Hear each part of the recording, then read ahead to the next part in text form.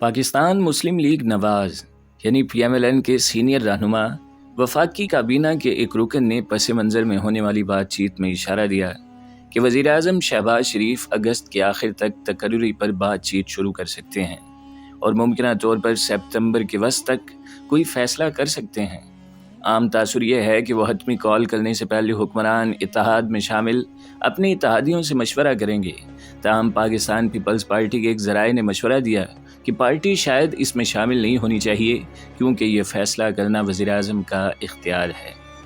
आइन के आर्टिकल 243 के मुताबिक सदर वज़ीर आज़म की सिफारिश पर सर्विसेज चीफ्स का तकर्रुर करता है।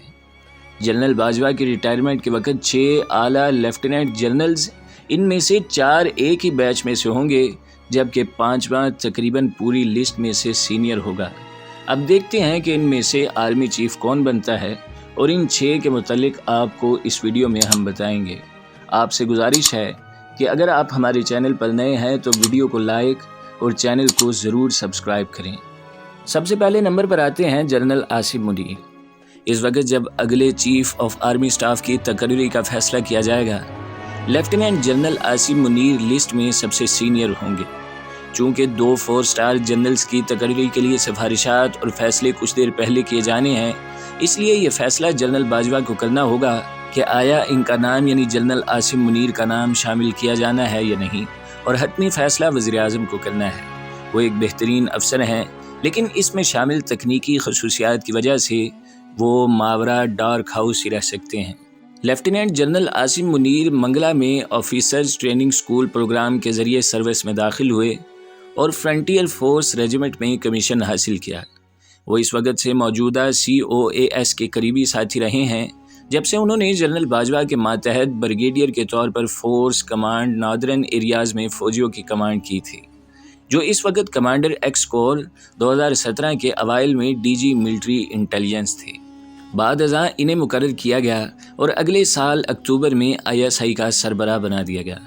ताहम आला इंटेलिजेंस अफसर के तौर पर इनका ओहदा अब तक का सबसे मुख्तसर तरीन रहा, क्योंकि इस वक्त के वज़ीर आज़म इमरान खान के इसरार पर इन्हें 8 माह के अंदर लेफ्टिनेंट जनरल फैज़ हमीद में तब्दील कर दिया गया। वो क्वार्टर मास्टर जनरल के तौर पर GHQ मुंतकिल होने से कबल गुजरांवाला कोर कमांडर के तौर पर तैनात किए गए थे। इस ओहदे पर वो 2 साल तक फाइज रहे हैं। दूसरे नंबर पर आते हैं लेफ्टिनेंट जनरल शेर शमशाद मिर्ज़ा। मौजूदा लिस्ट में लेफ्टिनेंट जनरल मिर्ज़ा एक ही बैच से ताल्लुक़ रखने वाले 4 उम्मीदवारों के दरमियान सीनियर हैं। वो सिंध रेजिमेंट से ताल्लुक़ रखते हैं। लेफ्टिनेंट जनरल मिर्ज़ा ने जनरल राहील शरीफ के दौरे के आखिरी 2 सालों के दौरान डायरेक्टर जनरल फ़ौजी ऑपरेशन यानी DGMO को फ़रोग़ दिया।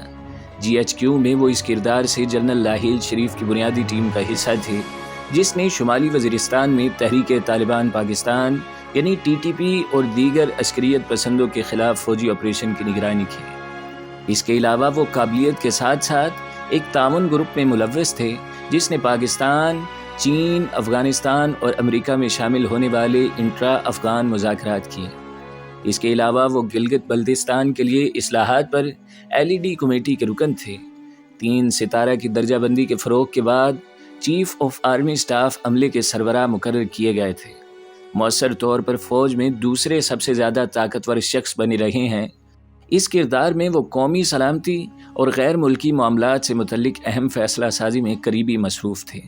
वो साबिक़ वज़ीर ख़ारजा शाह महमूद कुरैशी के साथ 2021 में चीनी वज़ीर ख़ारजा वांग यी के साथ स्ट्रेटेजिक मुज़ाकरात में भी शामिल थे।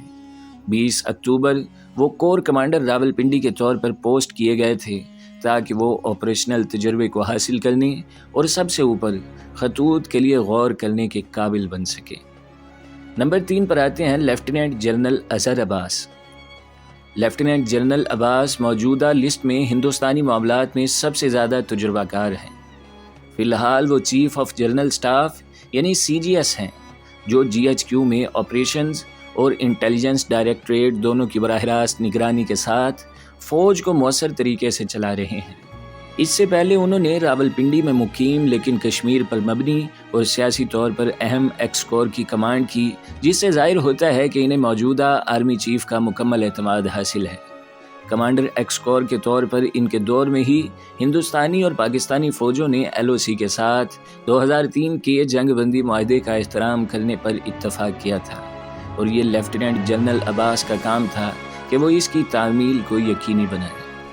اس سے قبل لیفٹیننٹ جنرل عباس انفینٹری اسکول کوئٹہ کے کمانڈنٹ کے طور پر خدمات انجام دے چکے ہیں۔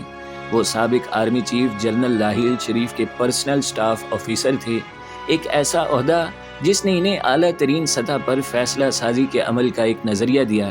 اس دور نے انہیں مسلم لیگ نون کی قیادت کے ساتھ ساتھ دوست ممالک کی اعلیٰ قیادت سے بھی بات چیت کرنے کے قابل بنایا۔ اس کے بعد انہوں نے مری میں قائم 12ویں انفینٹری ڈویژن کی کمانڈ کی، جہاں سے وہ آزاد جموں کشمیر کی ذمہ داریاں سنبھالنے لگے۔ چوتھے نمبر پر آتے ہیں lieutenant general Noman Mahmood. Baloch regiment سے تعلق رکھنے والے لیفٹیننٹ جنرل محمود اس وقت نیشنل ڈیفنس یونیورسٹی کے صدر ہیں۔ وہ command and staff college Quetta میں بطور چیف انسٹرکٹر بھی وسیع تجربہ رکھتے ہیں۔ انہوں نے شمالی وزیرستان میں قائم انفینٹری ڈویژن کی کمانڈ کی ہے۔ وہاں سے انہیں ISI میں ڈائریکٹر جنرل یعنی تجزیہ کے طور پر تعینات کیا گیا، جس نے قومی سلامتی کے نقطۂ نظر سے خارجہ پالیسی کے تجزیے میں اہم کردار ادا کیا۔ اس پوسٹنگ نے اسے ISI کی جانب سے غیر ملکی انٹیلیجنس ایجنسیوں کے ساتھ رابطے کا موقع فراہم کیا۔ انہیں 2019 میں inspector general of communication and information technology میں اور 2019 میں ہی 3 اسٹار جنرل کے طور پر ان کی ترقی ہوئی اور انہیں پشاور میں قائم GHQ میں مقرر کر دیا گیا، اور دسمبر میں انہیں 11 کور بھیج دیا گیا۔ وہاں سے اس نے پاکستان افغانستان کی سرحد کے ساتھ حفاظت اور اس پر باڑ لگانے کا کام کیا، اور اس کی نگرانی ایسے وقت میں کی جب امریکہ نے اپنی افواج کو واپس بلا لیا۔ نومبر 2021 میں انہوں نے 11 کور کی کمان لیفٹیننٹ جنرل فیض حمید کو سونپ دی تھی۔ 5ویں نمبر پر آتے ہیں بہت ہی معروف لیفٹیننٹ جنرل فیض حمید۔ لیفٹیننٹ جنرل فیض حمید کا تعلق بھی بلوچ ریجمنٹ سے ہے، اور وہ اعلیٰ عہدے کے حریفوں میں سب سے زیادہ زیر بحث ہیں۔ جنرل باجوہ اور لیفٹیننٹ جنرل حمید مبینہ طور پر ایک دوسرے کو طویل عرصے سے جانتے ہیں۔